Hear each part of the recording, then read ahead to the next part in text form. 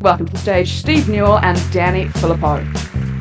Kia ora tātou. Hello, Danny. Good morning. Welcome to the Big Screen Symposium. Thank you for having me. Can I have another round of applause for Danny for joining us?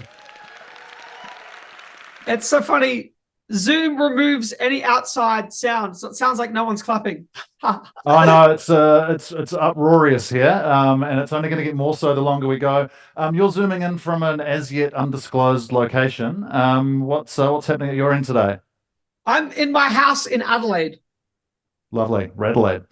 You know a bunch of stuff about Talk to Me because you made it, but just to sum a few other points up for the audience, as well as those that information about the grosses and it being A24's second highest grossing film ever after Everything Everywhere All at Once. Talk to Me also swept a bunch of awards at the Aussie Film Industry's Actor Awards recently, including Best Film, Best Lead Actress, Best Screenplay, Best Editing, and Best Direction, which is one hell of a haul. You also heard that it prompted a bidding war at Sundance, and we're going to mine some of the inspirations of horror for you, Danny, and find out a bit more about your journey to making this film. But I've always been curious, what's it like being in the middle of a bidding war? You hear this word, you hear that expression all the time, right? But what is it actually like in the epicenter? Yeah, it's just a whole bunch of sipping on lots of wines, nervous shaking, and just conversations about, where we really want the film to live. Because the bidding war could have gone higher if we turned down A24, but we felt really right for them to be our home, and we were super excited by the idea of working with them that we settled and went with them. It was just the whole thing, the entire Sundance experience felt like a weird fever dream. None of it felt real. It still doesn't feel real. And it's, I suppose, your first time you're meeting a lot of people who might have been idols, but have now become peers of yours. Yeah. Ever since that moment, and then once we got our agents, a lot of actors and directors and producers and stuff have been reaching out, trying to, potentially find projects and link up with some things. So that's been really insane as well. I think that something that we've noticed over the last year or so since Sundance is that we really want to stick to doing an original film next, or for the next few, and maybe stay away from any big IPs or any remakes or any sequels. Well, that brings me to another stat I didn't mention actually, which I think is one of the many testaments to how great Talk to Me is. In the whole horror landscape last year, it was the highest grossing original horror released, i.e. not a remake or not part of a franchise. And that originality is obviously such an important part of its success. So I can completely understand why you'd want to do more in that vein. Yeah, and it's also that you don't have as many people to answer to, and you don't have to cater to a pre-established audience or be scared of pissing anyone off. You can sort of just do your own thing and follow your own story and express yourself in a really free way. And it's sort of scary to go through a process that would be filmmaking by committee, where there's a lot of voices that are sort of dictating where the vision should be. So yeah, I definitely want to do. I think eventually, and it could be soon, jumping into a bigger project like that. But for the next one, I definitely want to do an original film next. It sounds like there's a pretty clear continuum between your experience making Talk to Me and being able to forge your own path with it. And we started making fucking around videos that eventually ended up on YouTube and became more of a professional pursuit there. Do you see that line? Do you see that as being an evolution from that messing around with cameras right through to making this acclaimed and a highly successful feature? Yeah, I think it's the best path because you can learn by doing. We gain so much experience by making all the YouTube stuff and having fun with it, and then realizing what connects with an audience. And YouTube has some really in-depth analytics where you can see where audiences are dropping off or what they're rewatching or what moments they're really favoring. So it's a really good tool in terms of like the practical side of filmmaking and connecting with an audience. So got so lost in doing that for so many years because I always wanted to pursue filmmaking, but the YouTube stuff was so much fun. And it was like an instant gratification where you could edit something, upload it, and have it be seen by people, as opposed to a film, which, takes 3 to 5 years sometimes for a project, or even longer if you're writing for longer. But like, it was just the best way to sort of express yourself and hone our craft. So I recommend that to everybody. Like, even if you don't find an audience straight away, just to like make stuff and do stuff and be practical. Don't wait for financing for things, or like, I'm waiting for this fund. I think that always try to be as practical as possible and use whatever means you have around you, whatever you have, available to you. Like, write a project around that would always be my advice. I can see why Court Mayhew described you as the contemporary Spielbergs. Instead of Super 8, you're using YouTube, using digital tools that are available to you, and you're just doing stuff. Yes, well, I wouldn't say Spielberg's. That's very flattering. Thank you. What was the original allure of horror to you? 'Cause it's sort of threaded through a bunch of your work, the feature, obviously, but also a bunch of Raka stuff. Can you remember the first things that got you excited about the genre? Yeah, my mum was always very super protective over what we could and couldn't watch. And my parents were divorced, and my dad would let me watch anything. I ended up finding out. So it was this weird rebellion of being like, oh yeah, Mom, I'm watching this. And like, there was something, it felt really exciting and forbidden. And it was this thing that you'd always have to try and sneak around Mum's back to try and watch these things. And I just remember being excited by the feeling that horror gave me. It was like a safe way to experience, terror and discomfort. And I don't know, like, the first film that I watched, one of the first horror films we watched in cinema was Freddy vs. Jason. And we were 10 years old, and it was a friend from my dad's work that would take us to watch these movies. Her name was Jenny, so shout out Jenny. But there was just something like that I still have this childhood nostalgia and excitement for. There's something about it that I just connect to it. And it's just a fun way to talk about darker themes as well, which is I'd be too scared, I think, to make just a drama film, but more excited to implement that stuff in a horror film and have a movie that works as both a horror and a drama. That's just really, I don't know, stimulating and exciting, and feels nostalgic to me. The interest in doing things practically and doing effects practically. I mean, maybe Freddy versus Jason isn't the best example of that, but what gave you the bug of wanting to see and build that stuff and see it happening in front of you in camera? It's just so much fun to shoot it, and we grew up doing it all the way through our childhood. We were making movies from 9 years old. We were making stuff, and we never had the capability to do any VFX, and we didn't have any budget for anything. So the only way to do stuff was to make it and see it. And it just feels more real. I think that over time, even great CGI will start to age and feel a bit weird, but the practical stuff will always hold up and feel real because it's there, it's tangible. So like, I know for the next film that we're about to jump into directing, which is we're so excited for, we're shooting very soon. The makeup budget is much bigger, and we know we want to be practical with every element of it. I don't know, it's just so much more exciting. It feels, and it's so much fun on set, always looks better on camera. I love practical effects. You're often described as YouTubers, and in a way that feels a little bit condescending to me. You've achieved really good stuff there, but the one sentence description of you guys is YouTubers turned filmmakers, which I'm not sure they're different things, but at the same time, it's not like you were just doing videos for YouTube, right? You're also getting a pretty practical education on set. That was another thing for anyone that was wanting to get into the film industry. And we did this because we're from Adelaide, and it felt like there was no industry here, South Australia. And then the way that we would, be around films is to just message every producer that we could find and like look into whatever productions that are happening locally, and then reaching out to people and then offering to do stuff for free. Like, if you need a free pair of hands, like, we're happy to work, we're happy to do this. And for about 2 years, we were, just crewing on films without getting paid. And then eventually that led to paid work. And like a film set is the best film school because you're seeing everything happening for real. You're learning. You have to learn how to read a call sheet, and you see how the director is working with actors, and you see what's upsetting the crew, and you're seeing what works and what makes a good set. It's that was, I love it. Like making videos to express and hone your craft, just to see how our sets run. To be on set for real is just we did that for a whole bunch of years. So I was a lighting dude.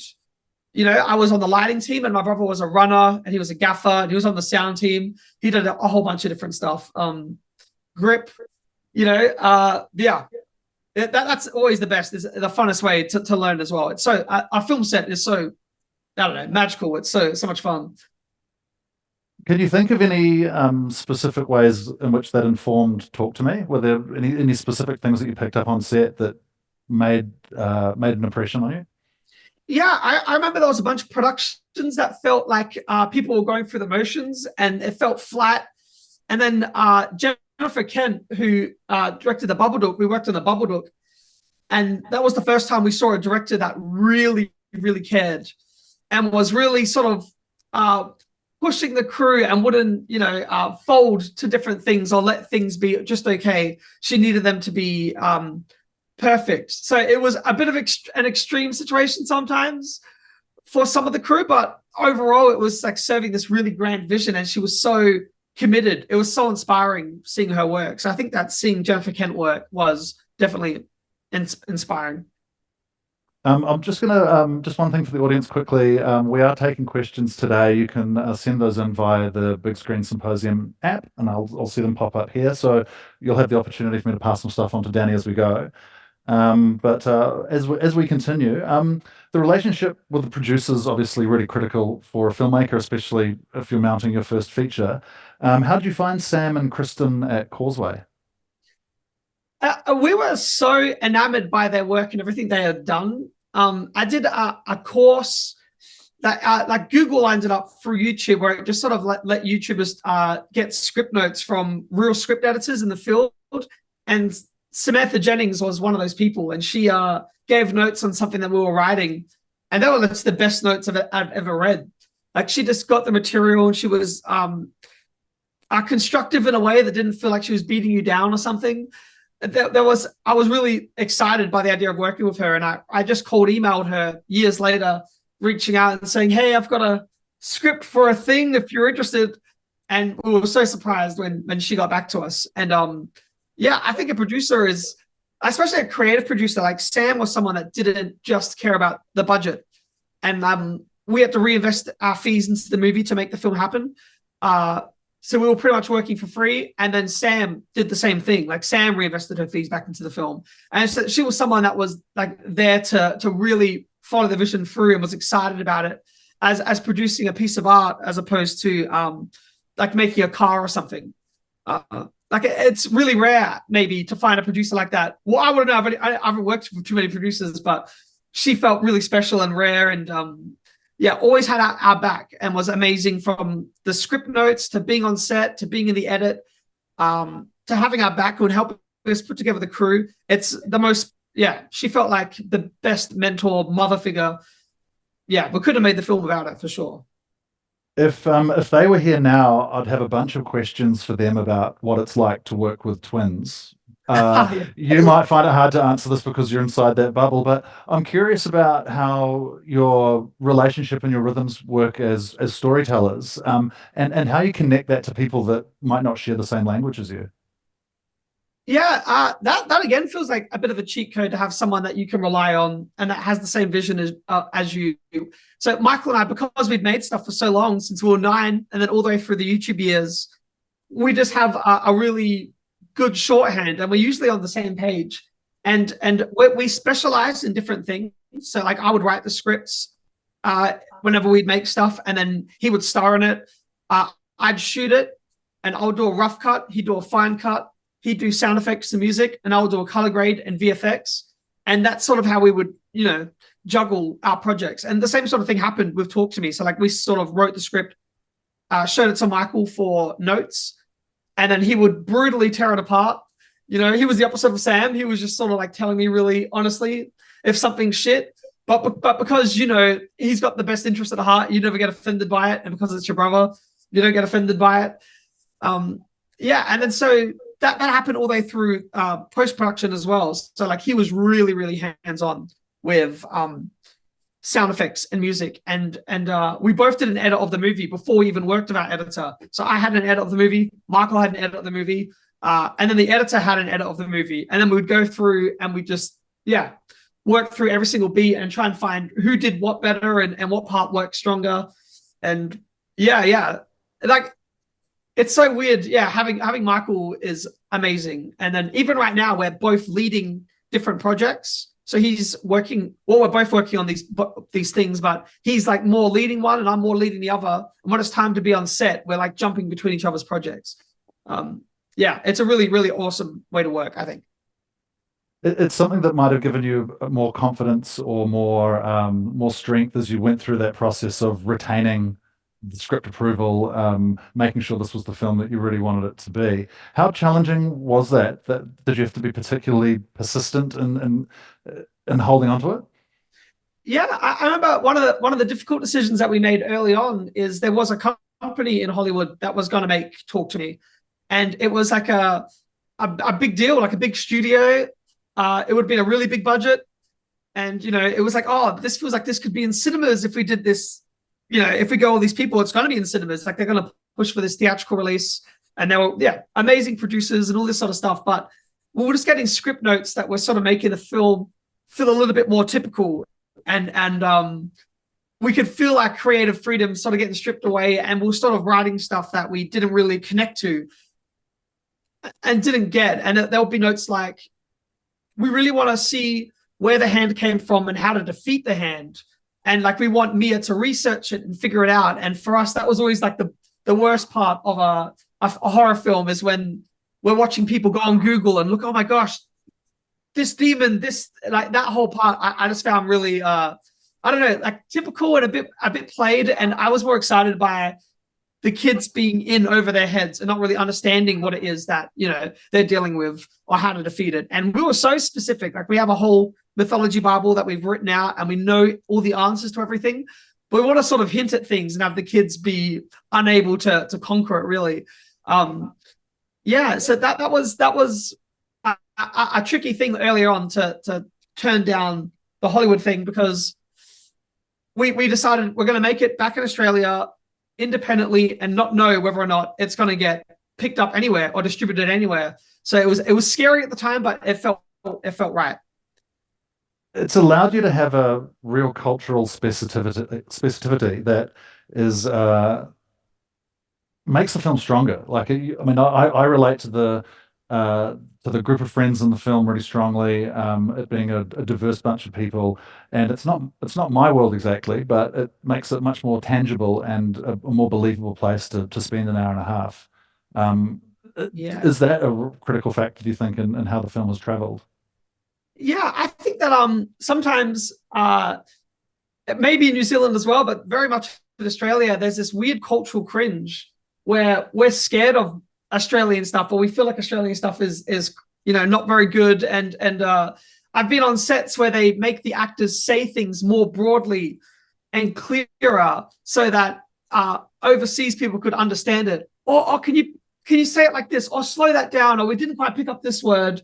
Whereas in Talk to Me, I liked it when our characters sort of mumbled sometimes, or some things weren't clear, or there's these weird inside jokes that, will feel off, or that stuff just feels really real to me. And I also, there's like a process, like when we've cast our actors and we're going through the script, it's like going through all of those lines of dialogue and saying, feel free to change any of this. If you would say this a different way, like I want it to feel natural coming out of your mouths. And then all the way through for social media, like texting different people that are younger and being like, hey, like Joe that's in the movie played Riley. I'm like, would you do this on Instagram? Would you do this? Would you? And then like having those voices come in, help it feel, it makes it more authentic and real, because all that stuff's coming from a real place. Yeah, as opposed to someone with a Starbucks in their office telling you how a kid should be. Yeah, exactly. And then you could tell the Hollywood thing, they were trying to veer it away from Australian accents and making it in Australia, and that, yeah, or filming it in Australia and pretending it's America, which always feels weird as well. Something that we share with Aussie here, and I did promise I wasn't going to talk about this too much, but last time we chatted, I talked about nangs, and we had a bit of a chat about backyard drug trips because Yeah. allegedly young people like to sit around in houses unsupervised and get wasted. It seems like that's a strong part of the New Zealand Australian psyche that we kind of see as people are interacting with an embalmed hand. It reminded me of what I hear young people do. Yeah, it is. It's one of the big inspiration points for Talk to Me was a neighbor that we watched grow up who was experimenting with drugs for the first time at said parties. But he was having a really negative reaction to what he was taking, and the kids he was with weren't helping him. They were just filming him and laughing at him. And I remember seeing that footage and being like, oh, that's really scary to me or frightening. And yeah, we all grew up doing that stuff. Everyone would get together. Oh, yeah. Whoa. Hey, no, maybe not everyone, but some people like yourself might have. But yeah, that stuff just feels real. And then it's true that you should write what you know and experiences that you've lived, and all that stuff just feels really raw and authentic. And yes, I actually have a message from you as well for you. Oh yeah. From Courtney. Oh, hi. Yes, she wants to thank you, and so do I, for how much you help independent films and put stuff forward, because you are one of the first people to get behind Talk to Me before there was any hype or anything. And yes, we want to say thank you very much. And, thanks, Danny. Thanks, Court. That's lovely to hear. Thank you. Yeah. Well, we're just still patting each other on the back here, aren't we? I need to come up with some tougher questions. So, how did you find the right line of where to shock people in the film? It has a very strong opening, which it opens with a bit of a slap in the face, and there's many beats in the film where you've obviously had to figure out exactly how much to pummel your audience with the scares. That's not something you can experiment with on set, or is it? It certainly is. Like there was a lot of stuff that we shot that we sort of peeled back. There was this sequence where this character is in hell, and Mia's seeing Riley in this hellscape and seeing all this stuff happening, and there's all these flashes from on the screen. And initially that scene went for 2.5-3 minutes of just the most fucked up things we could think of. and we shot like a whole bunch of really fucked up, violent, disturbing things. And then once we were editing it, it felt too much. It started to feel like a little bit schlocky, and it felt unmotivated. Whereas I was like, this is the worst place that all the worst people go to, and they're all attracted to this one spirit, and they're all in the room together. But like when we were editing it, it felt too extreme. It felt too much. So we decided to like strip that back in the edit and make sure that it wasn't like too off-putting. So, and that's also, I think as well, that I tend to write more extreme as well, and that gets toned back through the drafts. Sam's like, does this have to happen? Do you really need this thing to, like, this is very, and that could always, you can always use those things as like a bartering tip or a tool where you're like, okay, I will do this if I can do this. I'll get rid of this extreme scene if we can put more budget towards this. That's a thing that we did as well. Like when, so like with the new film that we're shooting, there are some extreme moments, and we're just talking now about potentially doing the theatrical version and then an uncut version where you can go see the unnecessary depravity. Is this Bring Her Back, or is this something else or is this something you can't talk about? Yeah. This is Bring Her Back, the next film we're shooting.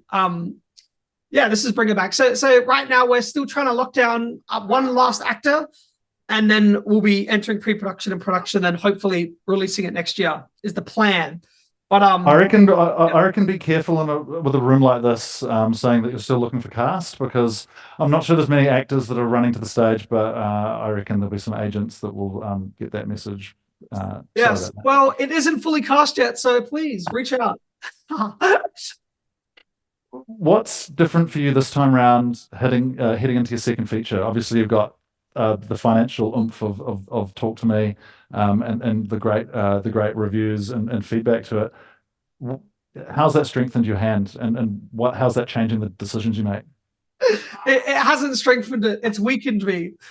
I'm so freaking terrified. And there's all this like expectations now as well.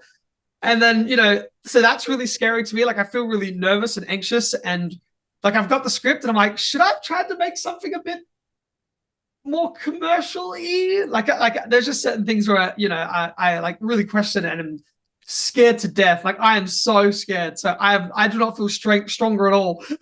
I feel, Talk to Me feels like it didn't even happen. And it feels like we're doing it for the first time again. And it's all, very, terrifying. Do you still have any outlets for that sort of dopamine hit that you get from YouTube? Like you're not working with that sort of fast turnaround anymore. Or how do you satisfy that while you're developing something that takes years to bring to life? Going to the pokies. Great. It's such a weird thing. If I really need to distract my brain or need a dopamine hit, I'm so not recommending gambling for anyone, by the way. I'll stop talking. But like honestly, it's at a point where it is really stimulating. Like the script writing is really stimulating because we're working directly with Sam now. We're not sort of, there's this thing like I've got a co-writer as well, Bill Hinsman, that we like pass around draft to draft. And like it's exciting seeing it strengthen every single time. That's like a really exciting thing. And we've done so many drafts of this movie. Like we've been redrafting. We've had this script since Talk to Me, and we've been redrafting it since then. And like, oh, this second part just needs to be stronger, or we need a better ending, or let's really do a pass focusing just on this character. Let's do a fast focus task, a pass focusing on this particular theme. It's I don't know, that is really stimulating to me. So I do get dopamine from the writing and like passing the drafts back and forth. So I still get that rush. And a bit of pokies on the side.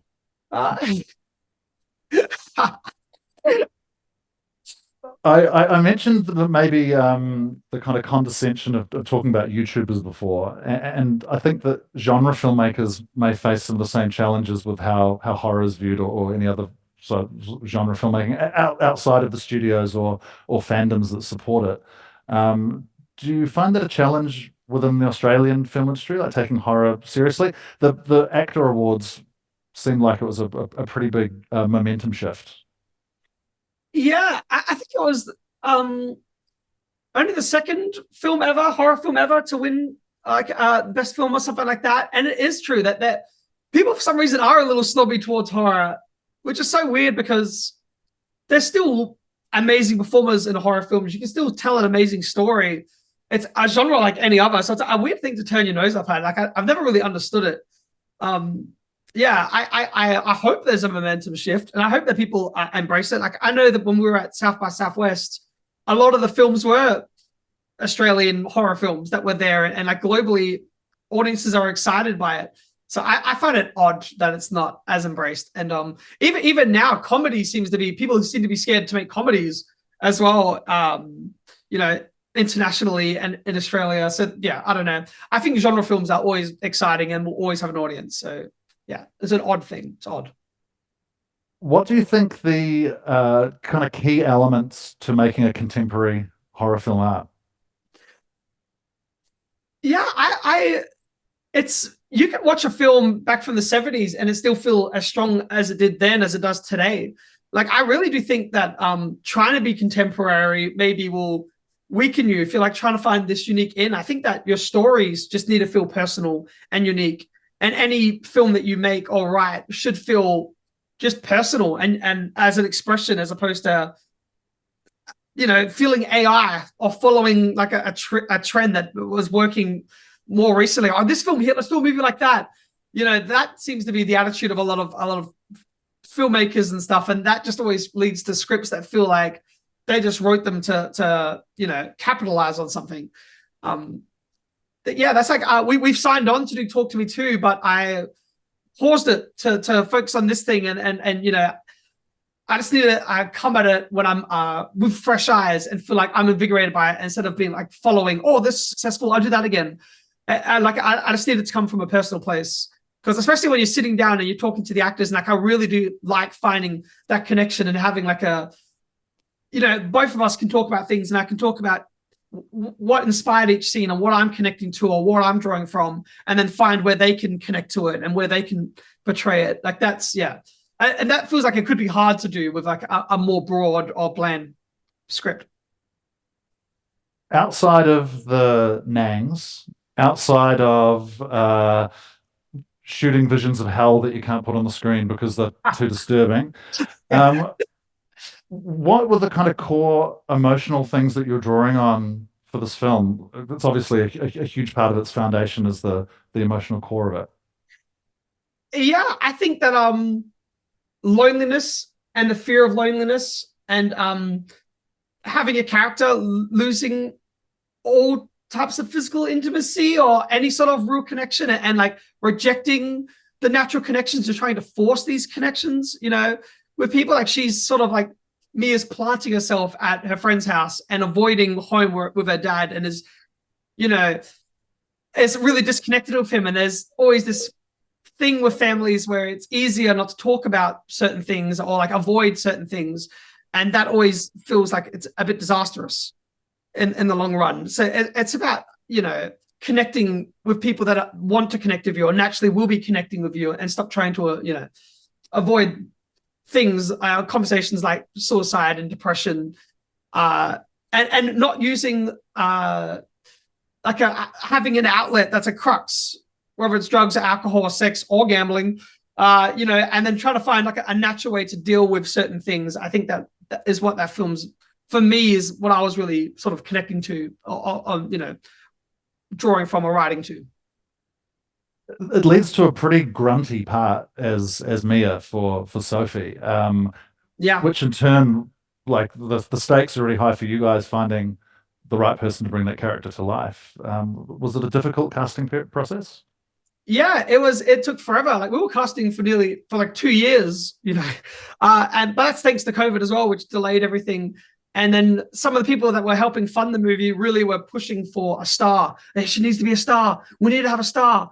And then Sophie's audition came through, and she initially had just auditioned for Haley, which was a more, a bit of a more of a, side character. But her audition was incredible. And I'd already found Zoe, who I loved as Haley. And I was like, even if Zoe's not available, I know that they're not a main character, but if they're not available, we can't shoot until they're available, because I just loved the audition so much and talking with them. Like I really connected.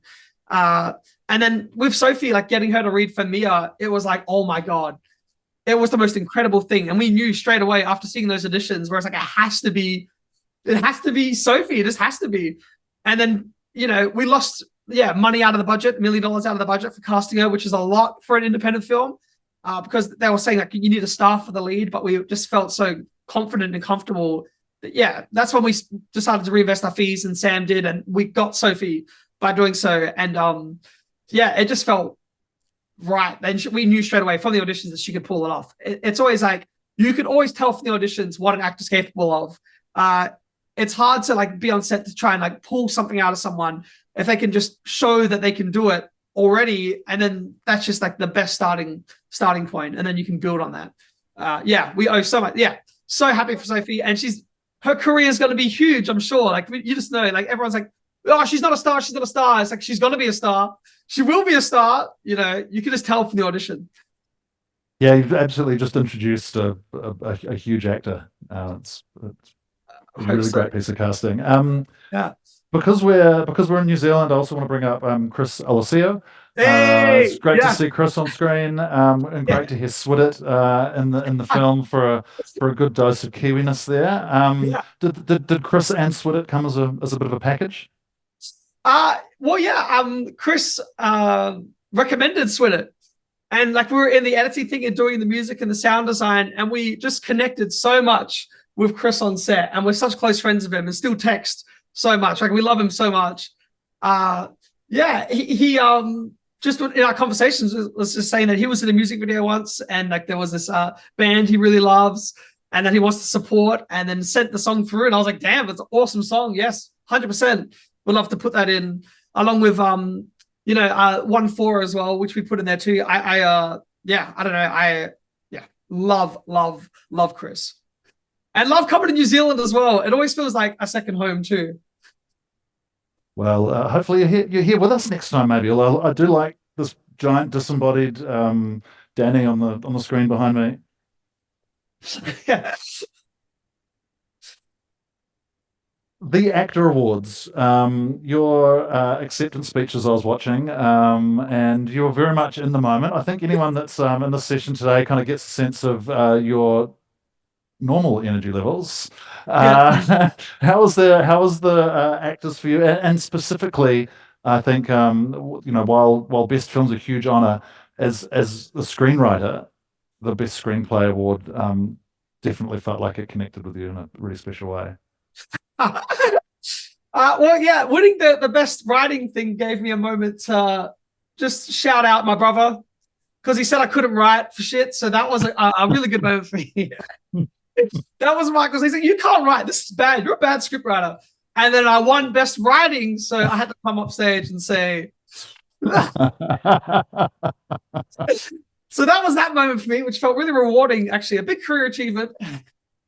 And then for the best film, I think the whole time at the actors, they sat us down, and I was sat next to Sophie and Zoe and Michael. Like Chris was behind me, and then like Margot Robbie sat down in front of us, and we were like. And then, like, we were joking all the way through the thing, and then when she sat down, we just shut the hell up for the rest of the thing, and we'll just like, we'll just be quiet. We'll be professional for this thing. So it sort of, tamed us.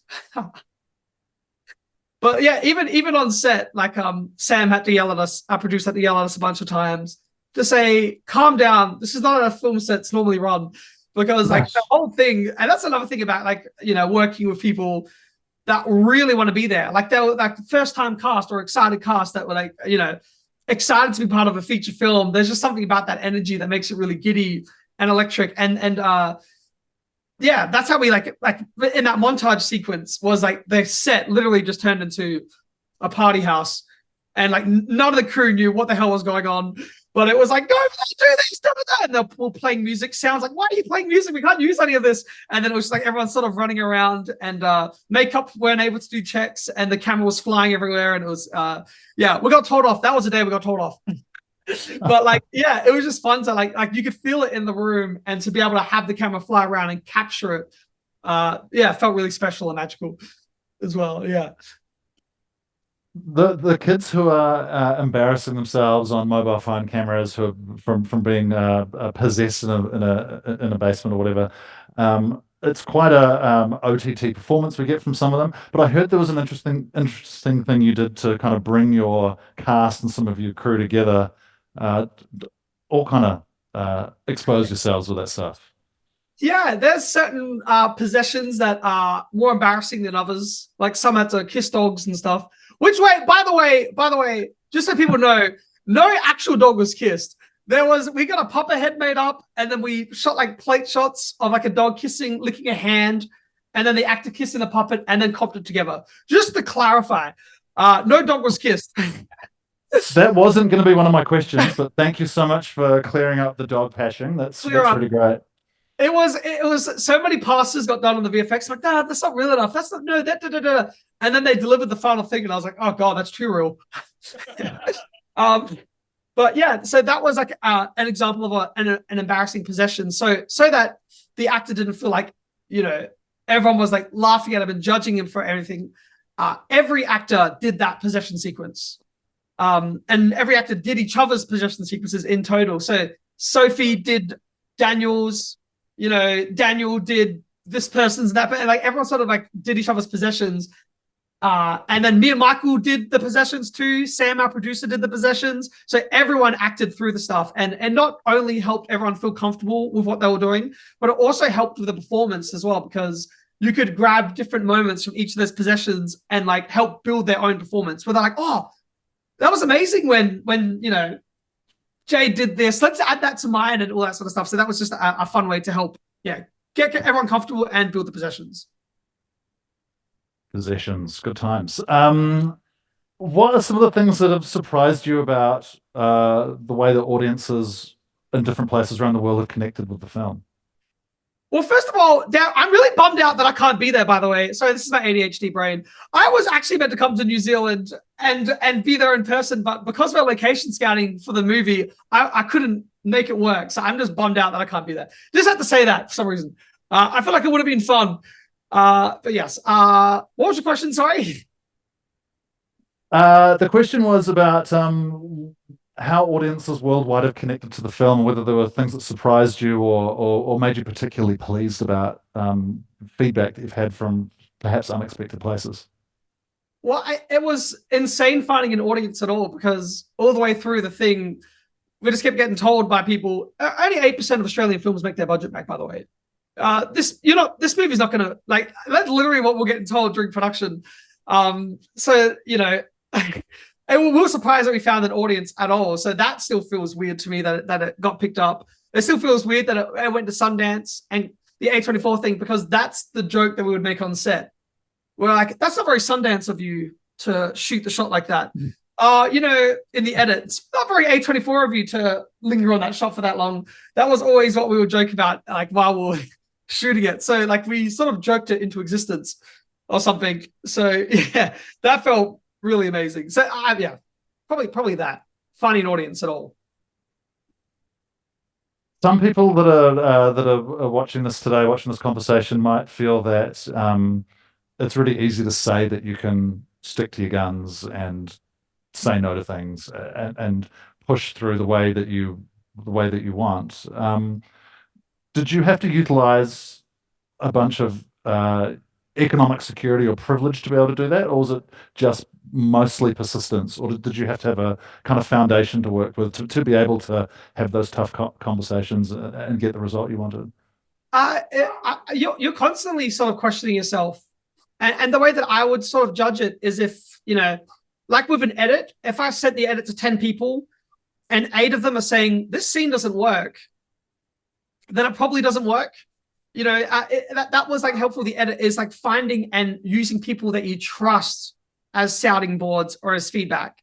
So like the conversations, creative conversations, weren't with people that I've never worked with before or don't trust. There were people that I really, really trust, and I know have the film's best interest at heart, or my best interest at heart. So like that's helping navigate everything, even when like crossing over into the Hollywood side of things, is like keeping our team people that we, I still call Sam and ask her about certain projects or certain feedback on things, and trust that more than I would trust anyone. And also having Michael to have my back as well. But yeah, like in terms of the privilege, it was so scary putting our fees in, because we went to set. I remember when the first day we went to set and we couldn't even afford to fill up the car. And we were like, oh my God, if this film doesn't work out, we're so fucking, like, I don't know what we were going to do. Like, we'll just go back to YouTube and keep trying to do brand deals and stuff to keep afloat and to pay, rent or whatever. But like, yeah, I don't know. It was terrifying. I don't know. But like, you don't want to get to the end. Like, it was such a big thing to have a film. And like, I felt like our whole entire lives led to it. So we had to throw everything to it and make sure that every decision was one that we were comfortable with, and that we could look back on it if it does fail and say, I'm not looking back at this bitterly and being like, oh, why'd I do that? I did that because they did that. Like, I really just wanted to have the film and be like, yeah, this is my thing. I did this. These were my decisions, and be proud of it. So that was like a big thing where it's like, I know the whole life led to it. So just throw every possible thing at it. And then when we're trying to fill out extras, utilizing things like we built an audience off of YouTube and stuff. So like when we were doing that opening party scene, like putting call outs on Instagram saying, hey, who wants to come be in a party scene for my movie? We can't afford to pay you, but please come. And so like everyone coming and helping support, or, having parents and friends as extras because we couldn't afford to pay the extras because the budget was, tight, or the experience of doing VFX on our own YouTube videos, that we were able to open our own VFX company to help with VFX once it was like, okay, we're out of budget, we can't afford this stuff and this stuff. It's like, well, we're going to do it anyway. That sort of thing. Like, it felt like all those tools that we'd helped and all that stuff that we grew and all those connections that we had, like throw them all at this and make it the best it possibly could be. We're starting to approach the end of our time today, I'm sorry to say, but we've got a few minutes and there's some great questions coming through from our audience at the symposium here today. You may have actually already just answered this one, but if you could go back and start the process of Talk to Me again, would you do anything differently, and why? Oh my gosh, I don't know if yeah, geez. Do we have another hour to answer this question? I feel like it worked out. Like I just said that like the big thing that we learned is to start working on the score and the music earlier. That was the one thing that we ran into trouble with at the end, is that the initial score that we got delivered didn't work. And Michael put a lot of effort and time into our temp score that we put together, and we edited the whole film to these sort of beats. And then the composer came in and we didn't hear from him for a bit. And then he delivered a whole other score.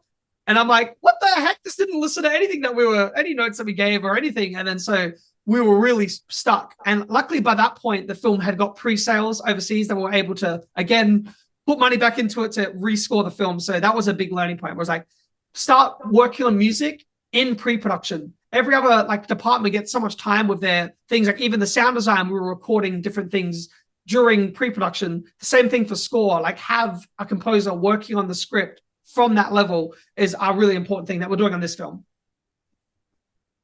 Are there any tropes within the horror genre that are so done they're essentially untouchable at the moment? And the opposite's asked as well. What's missing?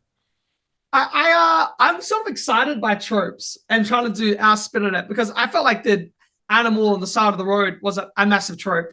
But I was excited about being the animals are dead. It's suffering on the side of the road, and that's tying into Mia's character. And like it's the Australian version of all these horror tropes in movies. There's this dying kangaroo on the side of the road. Like that was exciting to like, yeah, there's certain tropes that I don't know, I find fun. And there's some tropes that are in the next film that we're doing like a spin of that I don't want to spoil anything, but like I was like, this seems to be done in every horror film. I still want to try and do a version of this that hasn't been done before, or the best possible thing of this thing. I don't know. I find tropes, yeah. Tropes are annoying when they're just the trope and they're just doing it. And you're like, what the heck? Yeah, we know. We've seen this every other time. Why would you not try to do something more unique with it? I don't know. I'm always excited when they do it. I have a fresh take on it. After having written and directed a horror film, and I guess it sounds like there's another one on the way, at least one, do you have plans or aspirations to do action films, given your YouTube roots, working on high-octane, action-based video content? Yeah. There's some action projects that we're developing at the moment that we're excited by. I love the idea of doing an action thing. Like I find that, yeah, so stimulating. Like as well, like with the horror stuff, with the practical effects, like practical fight scenes or blowing things up or crashing cars. Like we did that all the way through the Rakaraka days. And Michael got his stunt certificate and was able to perform on stunts, doing stunts. You know, Michael's worked on a bunch of films as a stunt performer. Yes, 100% that. I don't know if it'll be next after Bring Her Back, but 100% yes. We're working on 2 or 3 action projects at the moment. Yeah. So like I think that a really cool thing that studios I think are getting maybe more in touch with now is like finding creators, directors, and writers that are attached to the source material, as opposed to just slapping someone on and they're like, oh yeah, we know you've done that, but we're doing our version of that, and then like ignoring all these things that are part of what people love. Danny, we can't wait to see what you guys do next. Talk to Me is such a great film. It's been really great to talk to you again today. We're going to wrap up now, but I'm going to encourage this audience you can't see or hear to give a big round of applause.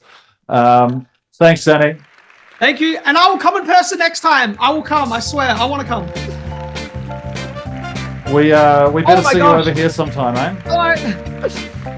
Yeah, awesome. Sorry if that was a bad talk. I apologize. But thanks for coming. Awesome. That's us. Thanks very much. Bye.